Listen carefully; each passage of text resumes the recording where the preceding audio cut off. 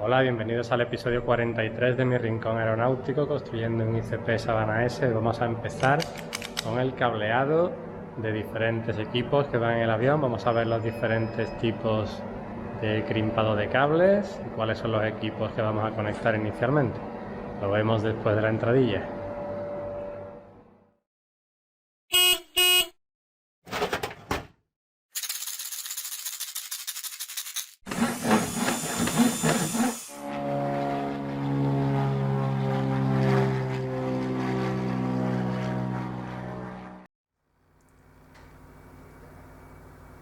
Bien, pues una vez que hemos terminado las alas y a la espera del motor, vamos a empezar a hacer trabajos eléctricos.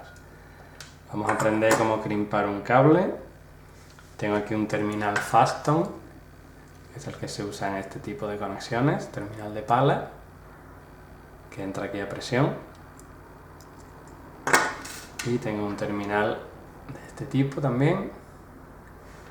Y con estos dos tipos de terminales pues se cubren todos los cableados que hay que hacer en el avión. Simplemente pues variaría el tamaño del terminal y entonces pues el tamaño de la crimpadora a usar.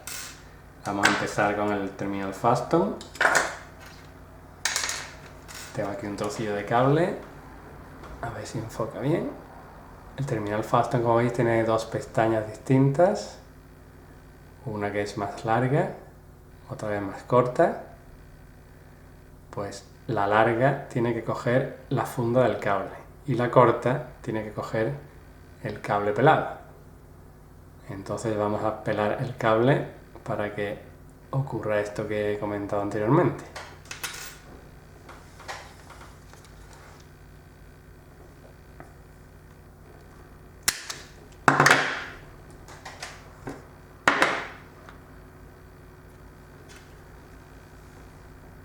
De esta manera tenemos la pestaña larga que va a coger la funda del cable y la corta que va a coger el cobre. ¿Qué crimpadora se usa? Pues se usa este tipo de crimpadora. En este caso, para el tamaño de este terminal Faston es el segundo agujero. Y si vemos aquí, a ver si se ve bien. A ver. En la mordaza de la crimpadora, como veis, hay dos niveles distintos. Uno más grande y otro más pequeño en la misma posición. El hueco más grande sería para las patillas largas, las que agarran la funda del cable. Y el hueco pequeño es para las patillas cortas, las que aprisionan el cobre. Entonces, el terminal iría colocado así.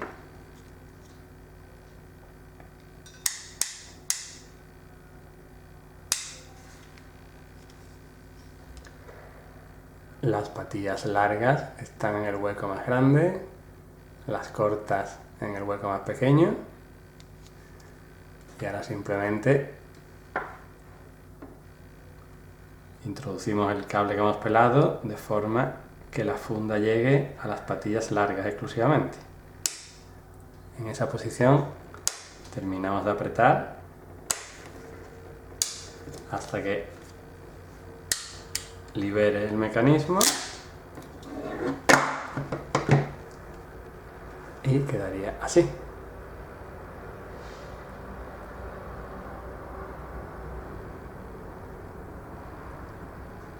Y esto es un cable bien crimpado. Yo he hecho la prueba en un tornillo de mesa tirando el cable y se llega a romper antes del terminal que soltarse el cable de su sitio. Soldaduras hay que evitarlas, o sea, podría pensarse que poner aquí una gotita de soldadura sería bueno, pero las soldaduras con las vibraciones se rompen. Así que las soldaduras hay que evitarlas en lo máximo posible, aunque a veces son necesarias. Ya lo veremos en otros terminales, pero en estos casos de terminales Faston, crimpados y similares, no hay que usar soldadura. En los terminales de este tipo, pues no viene mal, antes de crimpar, poner un poquito de termorretráctil en el cable, crimpar y con el termorretráctil cubrir toda la zona esta del terminal y con calor, pues que comprime y se queda solamente la pala en contacto con el terminal en el que hay que conectarle. Otra forma de proteger los terminales de este tipo, una vez que se han crimpado, es con estas fundas de plástico que hay que instalarlas antes de crimpar el cable. Así quedaría protegido completamente. El otro tipo de terminal que se usa mucho es este, que consta de una parte de plástico más larga y una parte metálica dentro más corta. Dependiendo del grosor del cable, pues están identificados con colores, y la crimpadora que se usa es este, que lleva también sus códigos de colores. En este caso, terminal rojo, mordaza roja. Igual que antes, pelamos el cable de forma que la parte metálica del cable, al entrar en la parte metálica del terminal, pues llegue hasta el final, como se ve ahí. La forma de crimpar esto es colocarlo con el plano de la pala de conexión en esta posición para que aplaste en este sentido. Luego se mete el cable y se aprieta hasta que el mecanismo libera. Y aquí estaría crimpado perfectamente el cable. Esto tampoco se suelta, ni tampoco hay que usar soldaduras. Y básicamente estos son los dos tipos de terminales. Ya depende de la sección del cable, el tamaño del terminal, pues haya que usar un color u otro en esta crimpadora, o un hueco u otro en esta otra. Y hay otro tipo de conexión de cable, que en esta ocasión sí es soldando, y para ello antes vamos a ver qué equipos son los que necesitan este tipo de conexión. Vamos a ir abriendo estas cajas y de paso ya os enseño los equipos de navegación y el indicador de velocidad, de RPM, etc.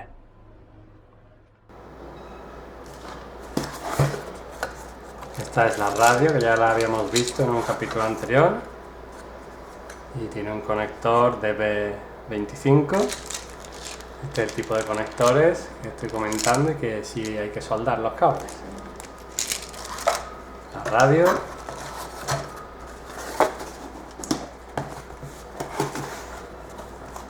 Este es el módulo que recibe los datos del motor: temperatura de agua, revoluciones, presión de combustible, flujo de combustible, etc. Este tiene un conector de entrada de datos DB25 y un conector de salida DB9. En este caso el cable de entrada de datos viene hecho, y el de comunicación también.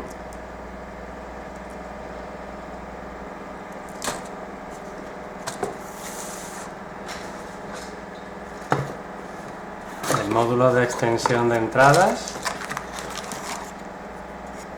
igual tiene una entrada DB25, salida DB9, y en este módulo tenemos conectores para el ángulo de ataque, un pequeño tubo que viene desde el tubo pitot. Ángulo de ataque, tenemos también para meterle el potenciómetro del trim, de los flaps, etcétera. Unas cuantas entradas más.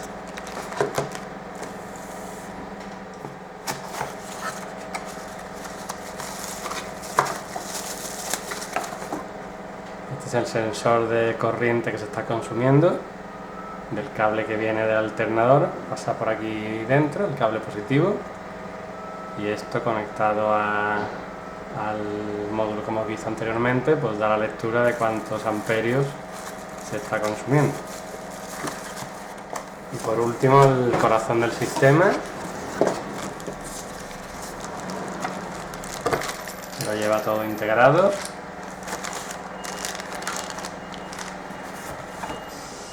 es el EFIS.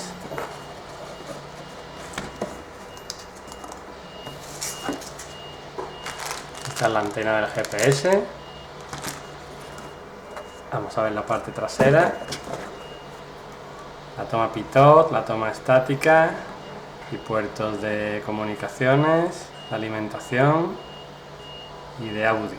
Aquí iría el GPS y este módulo es autónomo.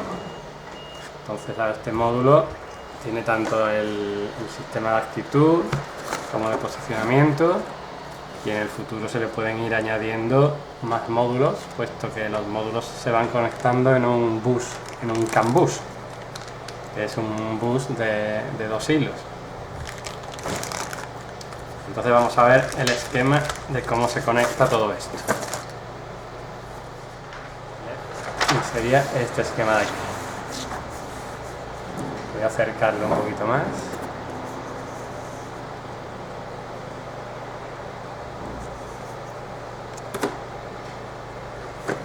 Y voy a quitar cosas de la mesa.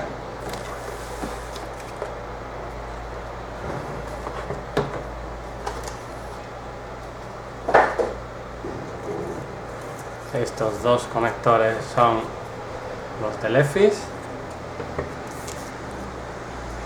Este conector es el módulo que lee los datos del motor, este de aquí.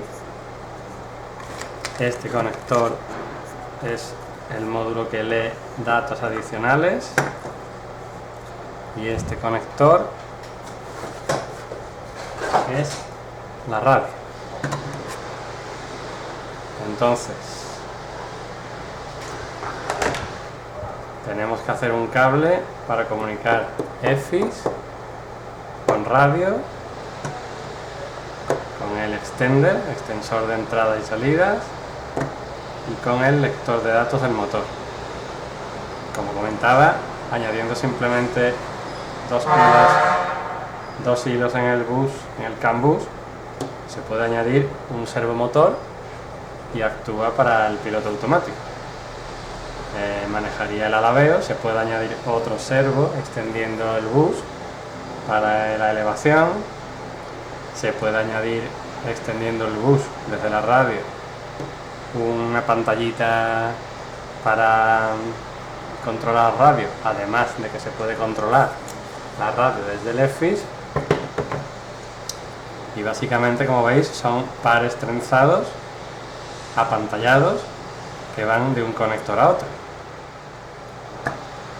Para el módulo este del motor, el CAN bus, vemos que aquí marca que es apantallado, pero sin embargo la pantalla no la conecta a ningún sitio.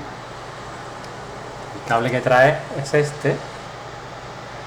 Aquí no están apantallados, todos los cables son individuales, así que simplemente voy a trenzar los cables correspondientes al CAN bus, los trenzo y los conecto con el otro conector del EFIS.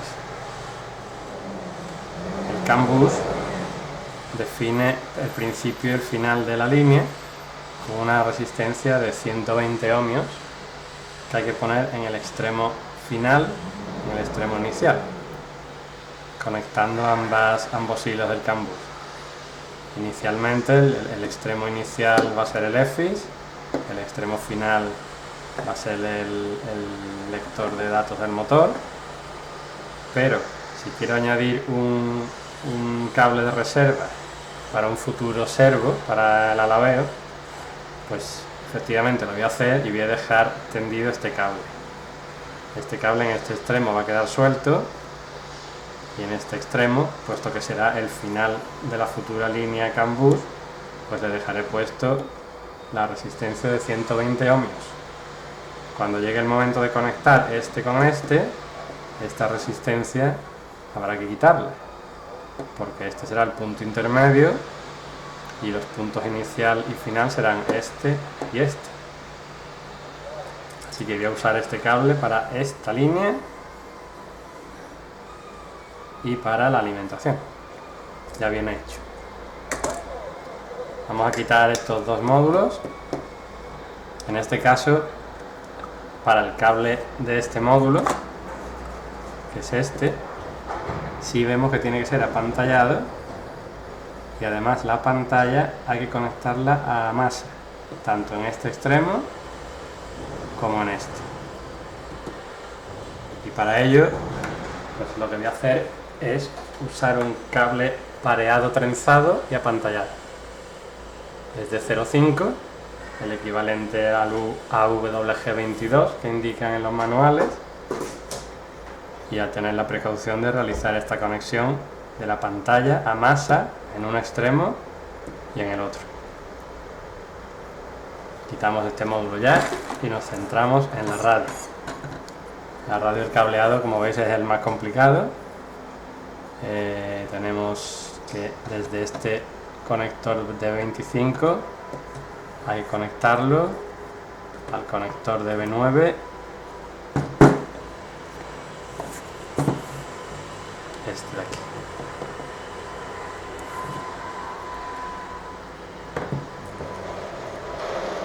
Para ello, lo mismo, cable, hay que tener en cuenta que cables son apantallados y la pantalla conectada a masa. Por ejemplo, esta línea de aquí es un bus RS232, un bus serie, que tanto en este extremo como en este la pantalla va unida a masa. Como ejemplo curioso, el cable, por ejemplo, para los auriculares de piloto y pasajero también es apantallado. En el extremo del conector, la pantalla tiene que ir conectada a masa, pero en el extremo del piloto, de la clavija, no va conectada a masa. Lo mismo pasa con los micrófonos. No se conectan a masa las pantallas de los micrófonos en el extremo del conector, del jack, y sin embargo en el extremo del conector sí van conectadas a masa. Estos serían los push to talk, los botones para hablar, y esta radio en particular tiene la funcionalidad de que entre este punto y este se puede poner un pulsador que te reproduce la última emisión de entrada. Se la mantiene guardada y en cualquier momento le puedes dar al botón y te la reproduce. Cuando llega una transmisión de entrada nueva, borra la anterior y graba la nueva. Entonces la última siempre está disponible pulsando este botón. Y nada más, esto en cuanto al cableado, lo veremos más detenidamente más adelante, y vamos a pasar a ver los siguientes equipos que no tienen nada que ver con este cableado, pero bueno, ya que estamos viendo equipos que he comprado, como el EFIS, vamos a ver el anemómetro y el indicador de revoluciones. Una cosa importante que no he comentado, que se hace hincapié en el manual en varios puntos, es el tema del circuito de masa entre todos estos componentes. La masa tiene que ser única. Cuando digo única es que tiene que ser conectada en un solo punto. Es decir, yo voy a tener, esto va a ser la proa, esto va a ser la popa, yo tengo las baterías aquí en popa, por este lado tengo las baterías y voy a tirar un cable que va a atravesar todo el fuselaje hasta detrás del panel de instrumentos. En ese borne de masa pues voy a instalar el EFI, voy a instalar la radio, voy a instalar estos dos módulos, y entonces todos los cables de masa van a ir a este borne de masa. Imaginemos que tengo instalado el servo va detrás de los asientos. Detrás de los asientos la batería está cerca. Puedo pensar, bueno, en vez de tirar un cable que vaya hasta este punto que hemos comentado antes, pues tiro el cablecito de masa aquí cerca de la batería y me ahorro un montón de cables. Bueno, pues no, este cable de masa tiene que ir al mismo punto de masa del resto de elementos, y esto se hace para evitar los ground loops, los llaman, que es una circulación de intensidad en el cable que habría entre la batería y el punto que tengo detrás del panel de instrumentos, y esa circulación de intensidad por la red de masa provocaría interferencias en estos equipos. Entonces, tener claro que cualquier módulo que se añada en este sistema, la masa tiene que ir a un punto único, el cable de masa. El de alimentación no, el de alimentación puedo ponerlo donde yo quiera. Si instalo el servo detrás del asiento y quiero poner el cable de 12 voltios con su fusible correspondiente directamente a la batería, pues se puede poner, pero el de masa no. Otro instrumento que he comprado ya es el indicador de fuel, de nivel de fuel del tanque de reserva, un indicador de combustible normal de 240 a 33 ohmios. Aquí su conector, su diagrama de cableado, tiene luz pero no lo voy a usar, y el sensor del tanque de combustible pues puede alimentar tanto a este indicador como a una entrada en el EFIS, y también te lo muestra en la pantalla y tienes las dos lecturas simultáneas. Otro equipo, este es el indicador de velocidad, el anemómetro.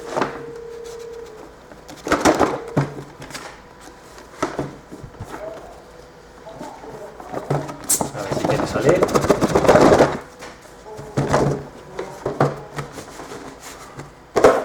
Ahora.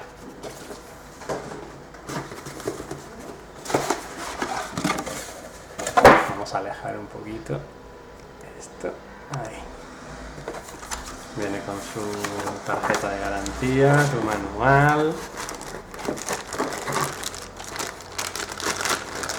Y es este. Es un combo de la marca Canardia. Tiene indicador de velocidad, como veis aquí. Está graduado con los colores que yo he indicado al hacer el pedido. Entonces lo fabrican a medida. Y en esta pantalla tienes el altímetro, el QNH y la velocidad vertical. Con este knob pues cambias el QNH y también puedes entrar en el menú del módulo. Este módulo tiene alimentación 12 voltios, toma pitot, toma estática, conectores CAN bus para extender, porque tienen un rango de instrumentos de esta marca bastante grande, y en este caso pues únicamente la alimentación y los dos tubos pitot. Trae como accesorios las T's para conectarlo a más instrumentos que necesiten lectura del tubo pitot. Y este es el anemómetro.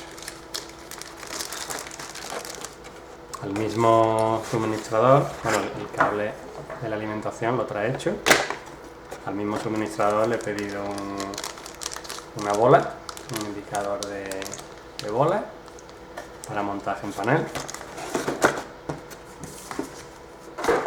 Y el último instrumento que va en el panel, también de la marca Canardia. Tarjeta de garantía, instrucciones de uso y de instalación. También se trae su cable de alimentación. En este caso es el indicador de revoluciones del tacómetro. El tacómetro también con los colores personalizados en el pedido. Alimentación, CAN bus como antes, que no se va a usar, y la entrada de datos desde el motor. Y en esta pantalla te indica las revoluciones por minuto, además de gráficamente en números, que van variando del color según estés más o menos revolucionado, correspondiendo con estos colores que se ven aquí en el arco. Y también tiene el tiempo de funcionamiento del motor. También tiene el hops. Y nada más, estos son los instrumentos que hay que ir conectando, teniendo en cuenta los manuales de conexión.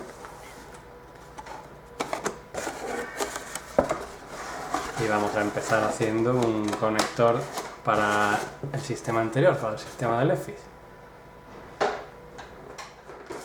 Aquí estoy editando el episodio 43, el que acabáis de ver, y como ya he pasado con creces de los 20 minutos, se va a hacer muy pesado, así que lo ponemos punto final aquí. Muchas gracias por seguirme, no olvidéis activar las notificaciones, pulsar me gusta, y sobre todo, que le gusta mucho el algoritmo de YouTube, escribir cualquier comentario, aunque creáis que sea una tontería. Venga, nos vemos en el siguiente, hasta luego.